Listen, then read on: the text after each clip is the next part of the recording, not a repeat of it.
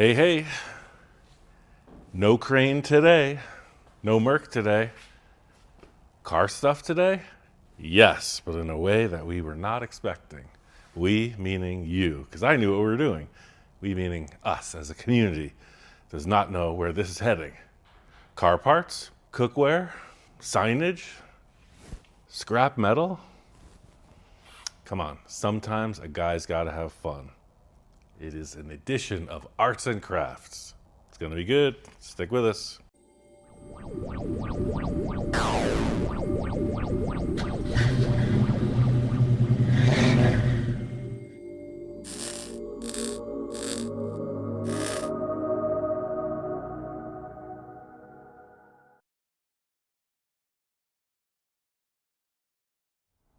All right, so the story, I said starry, now I said story. The story, the episode begins with this sign. You can see it's clearly a UFO-shaped thing, and it says the Roussels.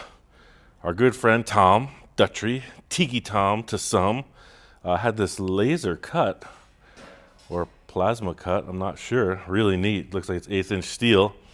And we had it propped up against the house, and I think by this discoloration, you could see our dog Blue has been using it as a urinal. Yeah, good stuff.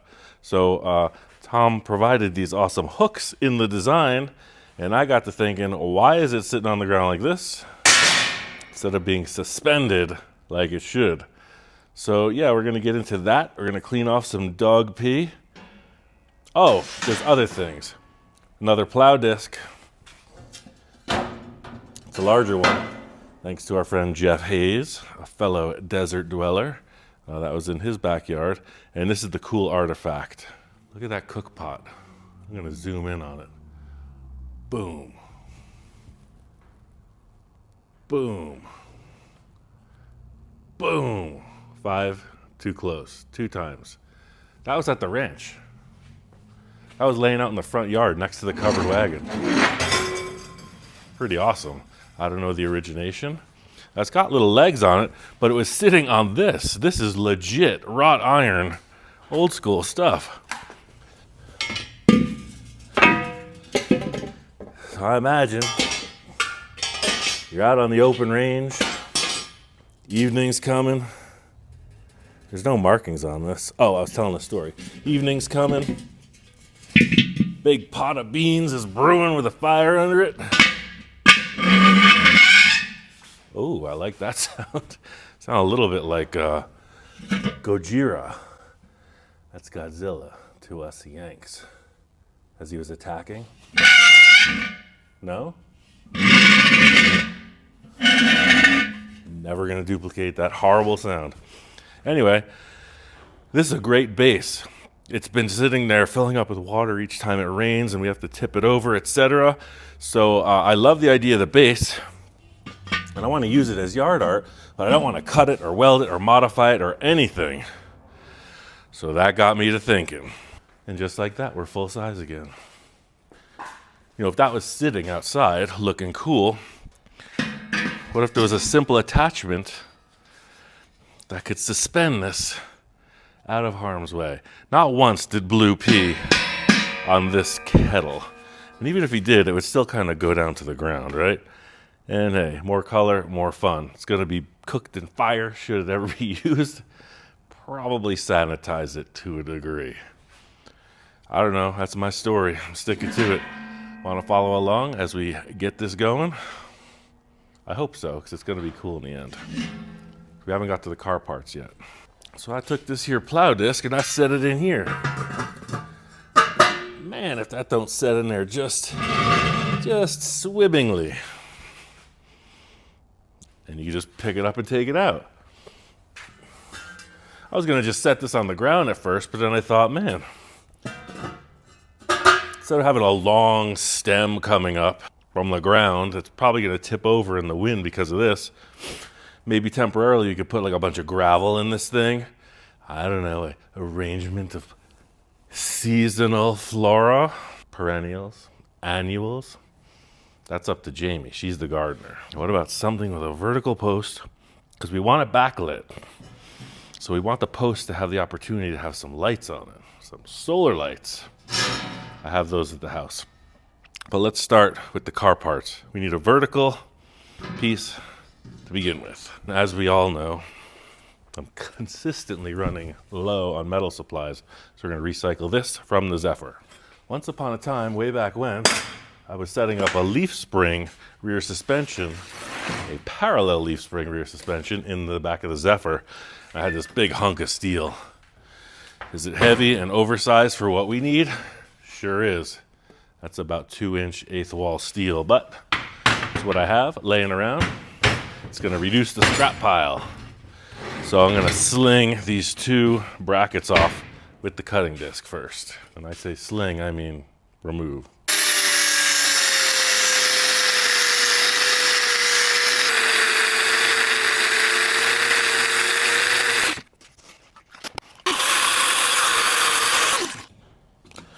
I must say, I expected that to just pop right off.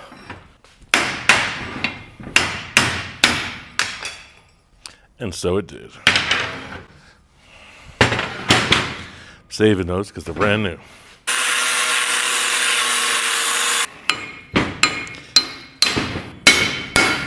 There it is. And I want to say one thing about safety with the wheels, etc. Don't abuse them and they won't break, right? What I was doing was here, I couldn't reach through with the smaller disc. So instead of trying to come in on some odd angle and twist this potentially, let's grab the full size piece and put it here. Followed it through. So yeah, that also leads to, safety with these discs. They're engineered to work. It's operator error caused them to break. If they do break, I recommend eye and ear protection. These things are called eye muffs. We still get questions about them. eyemuffs.com. This model has Bluetooth connectivity. You can listen to your music and your phone. The other ones I use have just ear and eye protection, so check them out. eyemuffs.com. Roger Dodger, there it is. So a lot of times with scrap metal, you'll have to do a bunch of cleanup, like I did, removing old welds, etc. But hey, that's half the fun. I bring this up because I was talking to Jamie while she was editing another video, a recent video, and she said, you say these things and then kind of minimize them as if it's common knowledge, when in fact it might not be common knowledge. This operation, right? She said people that are watching the channel maybe at a level 1 fabrication skill, and we got to notice about that. Guy bought his first welder and he's successfully creating stuff. First timers is a great project for that. As long as the welds hold, don't really matter what they look like, so it's all imagination. So I said, hey, I'm going to build ourselves a sign. Ourselves, meaning all the selves. Lan approves. You can get that shirt in our store on Shopify. All right, we got one rusty plow disc. We got one piece of heavier than necessary steel. We got a welder. We got a dream. Let's do this. Gonna knock off a little rust on here. A little rust on here so we can get to the circuit for the welder.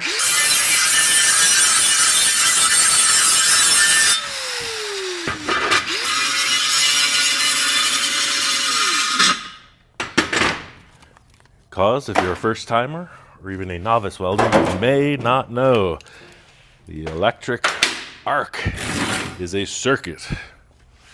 In this case, a DC current circuit. And I'm going to cook this. We're at 19 and 234. To the novice, that means nothing. To me, it means the weld's going to be very hot and the wire speed may be a little bit slow. We're going to experience that in the sound of the crackle as I weld it. And a proficient welder will know, aside from numbers and dials and buttons, he'll know what the weld looks and sounds like. Maybe not instinctively, but intuitively. All right, got that on the table. Give this a little tack. I didn't need to use square tube in this. I just saw a square hole and thought square tube. I'm going to tack one corner and then we're going to level this.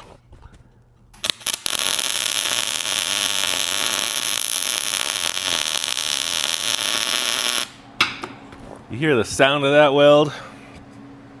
That's what it's supposed to sound like. You know what? I feel like I'm going to do something different today. Instead of putting a level on it, I'm looking at the stud in the wall. Vertical pieces of the wall frame. They're all around us. So I'm looking at this post, and I'm looking at the wall stud right behind the camera, and that is perfectly vertical this way. I got my weld as a mark. Turn it 90 degrees. I'll look at it again. It's leading that way. Easy to tell. I mean, who knows if the wall is square? I don't. Whether the wall is square or not for this type of project is irrelevant. Simply a gauge, because you're only going to see the sign. You're not going to see this post. It looks good. Preparing to weld.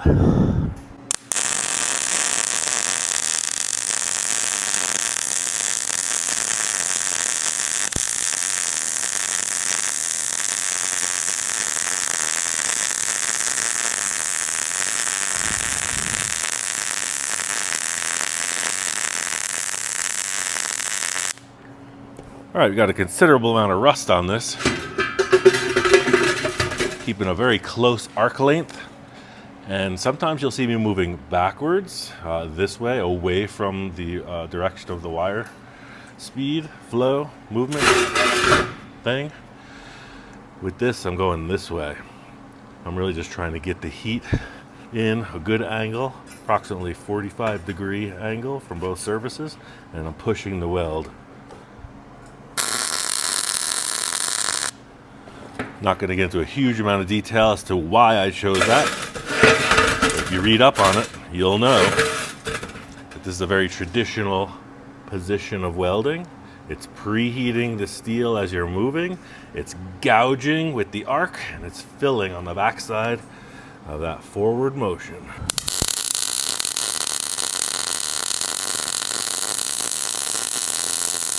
And I'm not bobbing or weaving or shimmying or shaking. This is a straight across weld bead.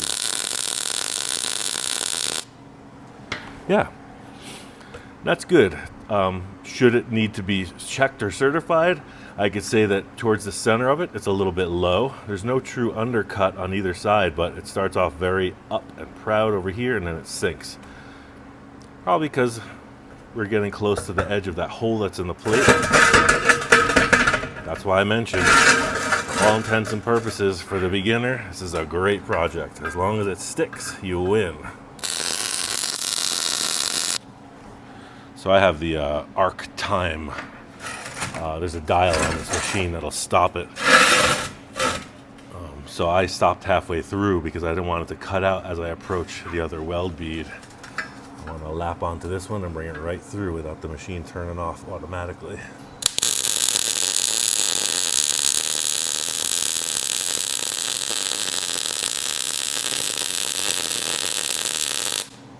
All right, so I'm gonna bet that is gonna stick. Cool. I'm gonna drop this down.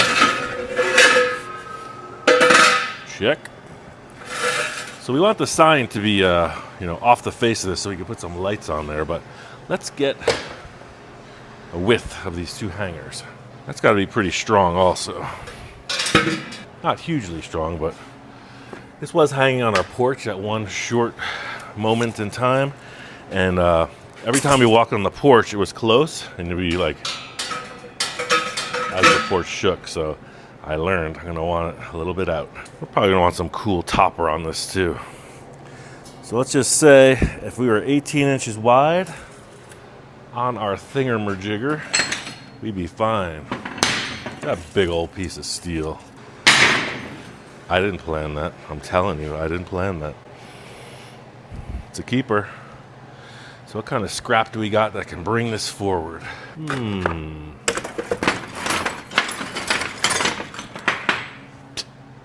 I'm not making this up. We're putting that right on top. We're gonna cut that, we're gonna put that there. I like it. Actually, what I'm gonna do is I'm gonna pull this back right to there, because that's showing. And I'm gonna cut that off and I'm gonna weld that on. Freestyle, right? Sometimes you don't need a whole grip of planning.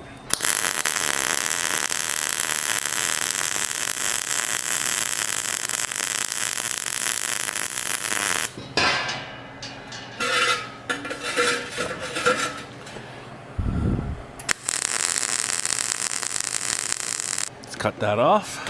And I always like to save the discs for maximum usage, right?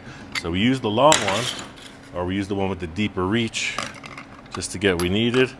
Now I'm back to the small one. You know what? I was gonna cut off this end. I was gonna cut off this end, but this is thicker. Let's save the bigger side of it.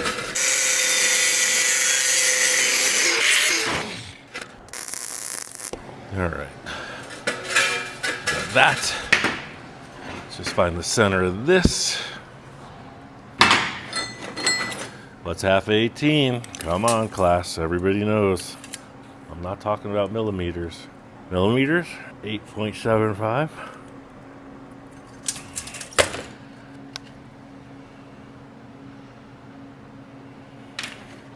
Math.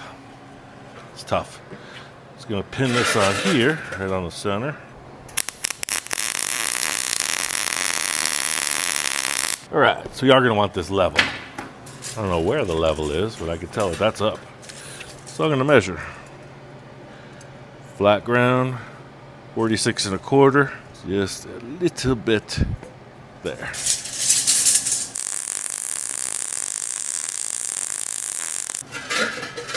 I need some little hook thingers to hook with.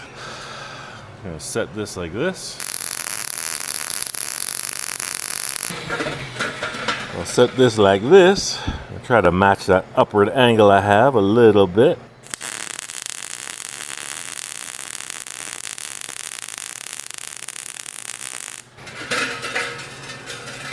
This thing does blow off in the breeze. I've seen it happen. A little upward action on these, and yeah, now we're hanging. I don't think I need this much.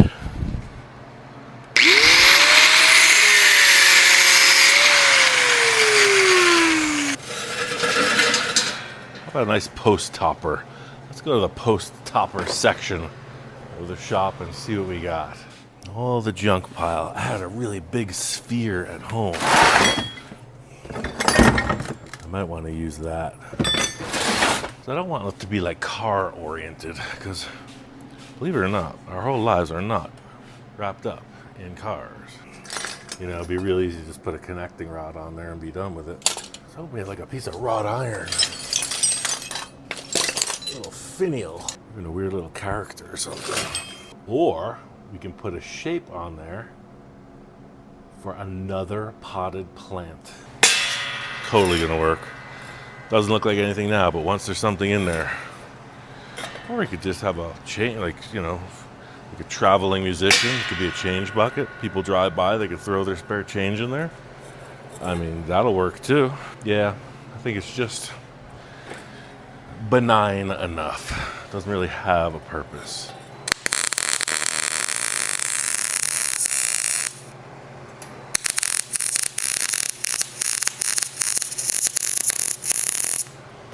That welder's hot. You see how I skipped the weld along like that? It was gonna burn through that thin material. I focus the heat on the plate.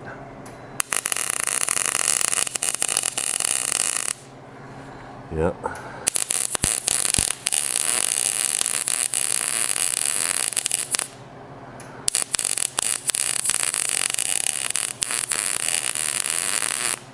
Yeah, that weld was too hot for this thin material. But I don't know. Let's bring this over to the big pot, see what it looks like.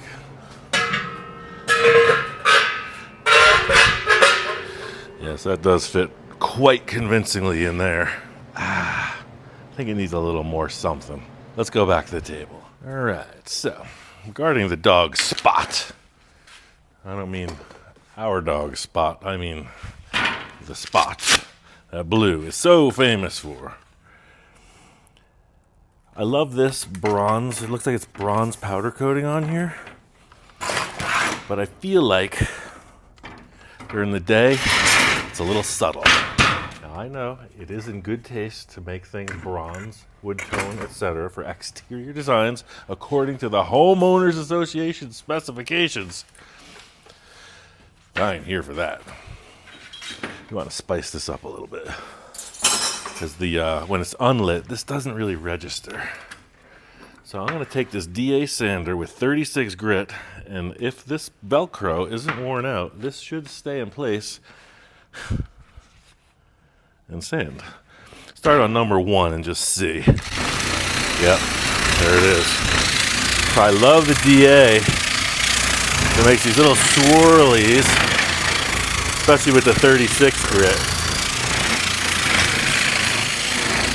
I'm just gonna bring up some action.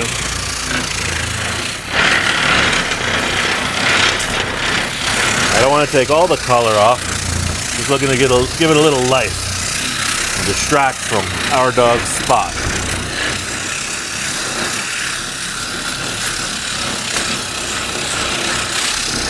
We use this finish a lot on aluminum sculptures, especially when they're aluminum plate unfinished. It just gives it a little shimmer, especially in the sun. You can see it brightens it up a bit. I'm going to go around the edges of the design, especially here.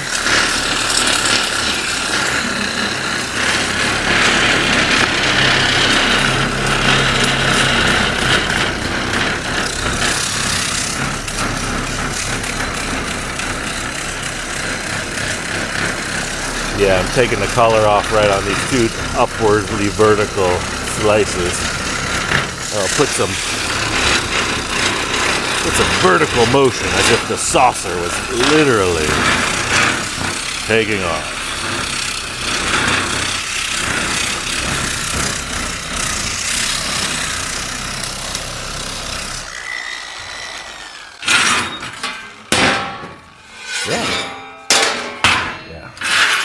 There's a little bit of action. Same thing up here.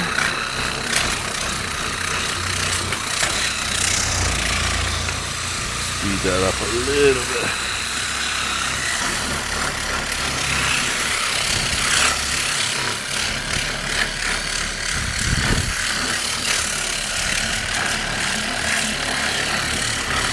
So I mentioned the fellow's alias is Tiki Tom.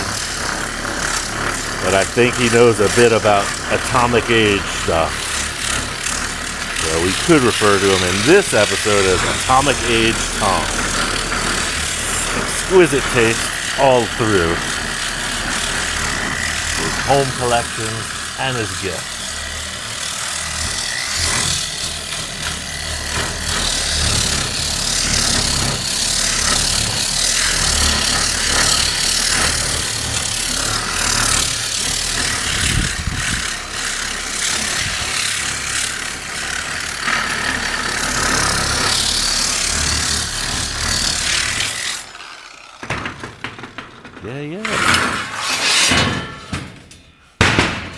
Alright, so that doesn't look like much, but hold on for the big finale.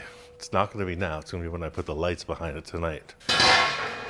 Got one step here, then one step at home. The welding bottle's kind of confusing things, isn't it?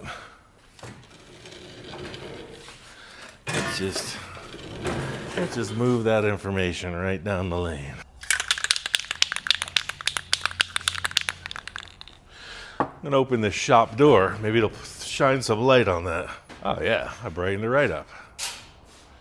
Groovy. So let's take that to there. All right, so the last thing I'm gonna do, and this is a trick of a lot of antique stores and etc. You got a rusty old piece or something that's lost its flair. Crystal clear gloss spray paint. Look at that come alive.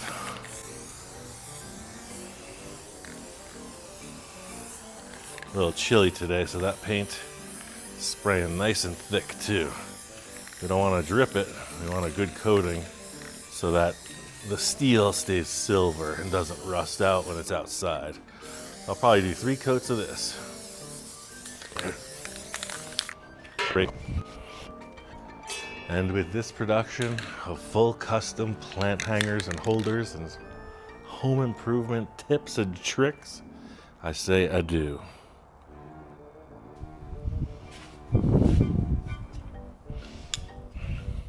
Wow, can you see how bad that's dripping? I'm gonna have to sand that off and fix the drips.